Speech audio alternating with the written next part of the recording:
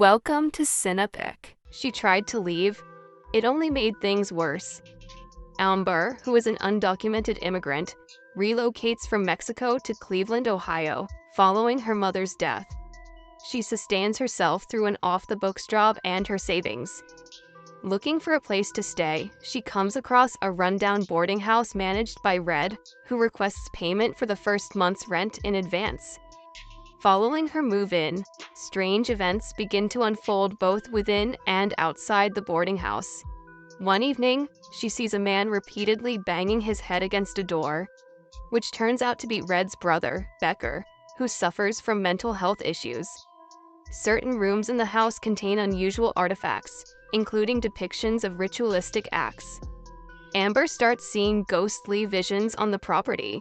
She also briefly meets other immigrant women who are staying there, including Freja, Petra, and Maria.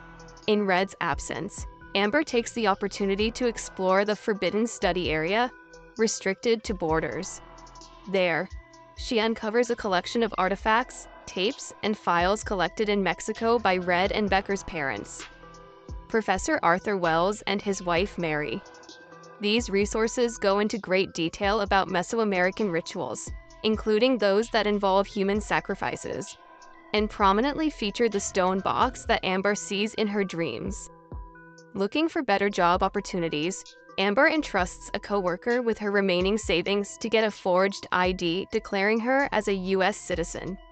However, the co-worker disappears with the money, leaving Amber in the lurch. After asking her boss about the co-worker's whereabouts, she gets fired from her job.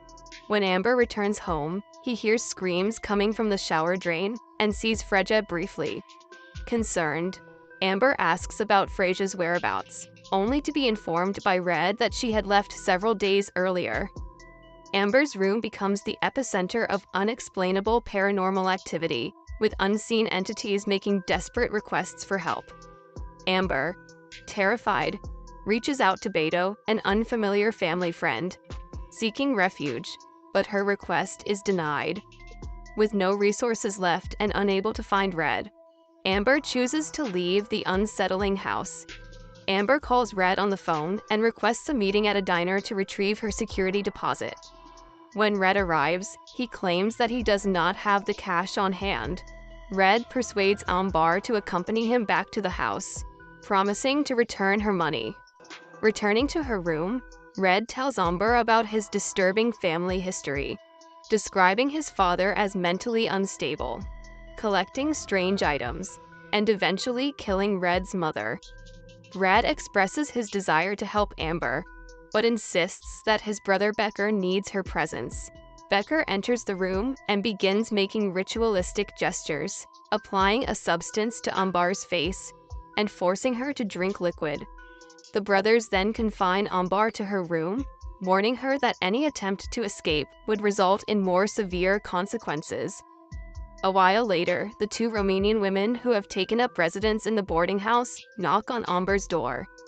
They talk about their dreams involving a stone box. Petra starts to sing, sending Amber to sleep. Amber wakes up to find Red and Becker restraining the women. She attacks Red, but Becker fights back. Meanwhile, Beto arrives in search of Ambar and is attacked by Becker. As Becker escorts one of the women downstairs, Red tells Ambar that his father, an archaeologist, brought back a stone box from a trip to Mexico in 1963.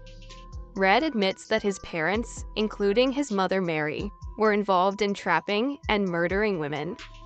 After Red and Becker killed their father for sacrificing their mother, Red wanted to leave. But Becker insisted on staying because each woman's sacrifice to the stone box supposedly improved Becker's health. Becker returns and takes Amber to the basement, where she sees that the other woman has been decapitated. He then binds Amber to a stone slab in front of an altar, which holds the box.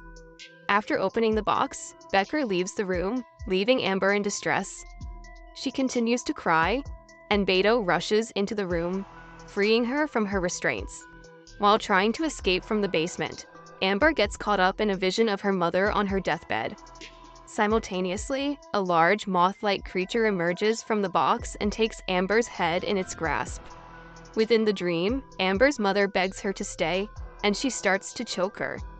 However, Amber fights her and suffocates her mother instead. This action causes the monster, the Aztec goddess Dezpltl, associated with the moth, to retract back into the box. Amber wakes up from her dream to find herself standing alone by the altar. Amber overhears Becker and Red preparing Petra for the sacrifice. Becker notices that his wounds are not healing, indicating that something is wrong. Amber gets some aquaquil from the study and confronts Red upstairs. However, Becker then attacks her.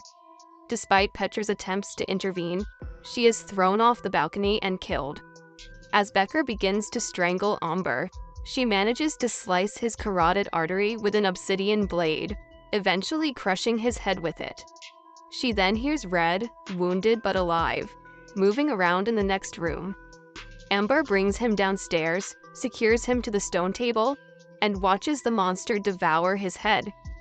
As Amber wanders through the house, she comes across Red, who has transformed into a ghost.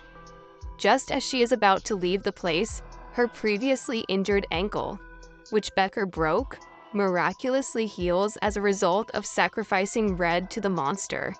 She pauses and extends her hand to allow a moth to land on it before turning to the basement door, revealing the same ominous pulsating veins that Becker once had.